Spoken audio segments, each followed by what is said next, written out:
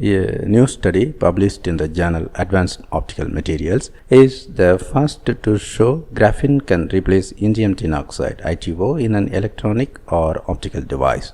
Researchers from Paragraph and Queen Mary University of London demonstrated the successful fabrication of an organic light-emitting diode OLED with a monolayer graphene anode, replacing ITO in organic light-emitting diodes. Indium is one of the 9 rarest elements in the Earth's crust and is on the EU's list of critical materials.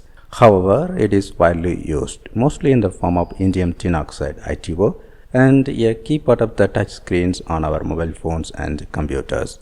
Most homes will have many items containing indium.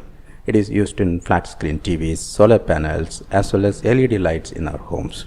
This research opens the door to a radical change in the potential of high-tech devices of the future by removing a limiting ingredient, indium.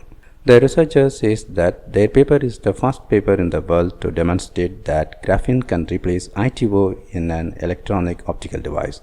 They have shown that a graphene OLED has identical performance to an ITO OLED.